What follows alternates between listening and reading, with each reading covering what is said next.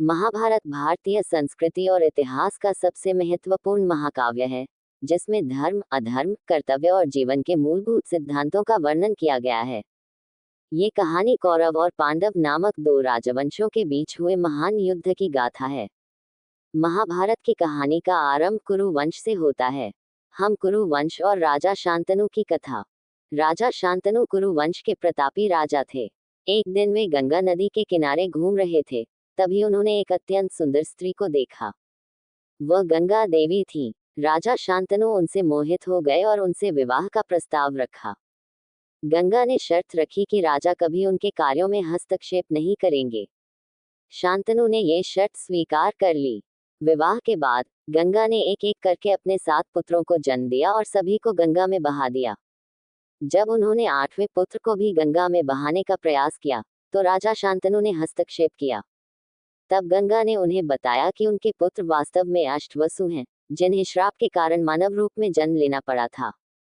गंगा ने राजा शांतनु को उनका 8वां पुत्र देवव्रत सौंपा और स्वयं चली गई।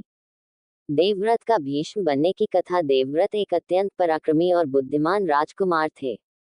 उन्होंने ब्रह्मचर्य और जीवन भर कुंवारे रहने की प्रतिज्ञा ली ताकि उनके पिता शांतनु सत्यवती नामक मछुआरे की कन्या से विवाह कर सकें। इस महान प्रतिज्ञा के कारण देवव्रत को भीष्म कहा गया। कौरव और पांडव की उत्पत्ति। भीष्म ने कुरुवंश की रक्षा की और सत्यवती के 2 पुत्र चित्रांगद और विचित्रवीर्य का पालन पोषण किया। विचित्रवीर्य की 2 पत्नियां अंबिका और अंबालिका से संतान नहीं हुई। तब महर्षि वेदव्यास के आशीर्वाद से पांडु और धृतराष्ट्र का जन्म हुआ। धृतराष्ट्र ने 100 पुत्रों को जन्म दिया, जो कौरव कहलाए। सबसे बड़े पुत्र का नाम दुर्योधन था। पांडु के 5 पुत्र हुए, जिन्हें पांडव कहा गया। युधिष्ठिर, भीम, अर्जुन, नकुल और सहदेव पांडव थे। महाभारत युद्ध दुर्योधन और पांडवों के बीच राज्य के अधिकार को लेकर मतभेद हुआ। दुर्योधन ने छलपूर्वक पांडवों को जुए में हराकर वनवास भेज दिया। वनवास के बाद जब पांडवों ने अपना राज्य वापस मांगा, तो दुर्योधन ने मना कर दिया। इससे महाभारत का प्रसिद्ध युद्ध हुआ, जिसे कुरुक्षेत्र युद्ध कहते हैं। युद्ध में भगवान श्री कृष्ण ने पांडवों का मार्गदर्शन किया और अर्जुन को भगवद गीता का उपदेश दिया।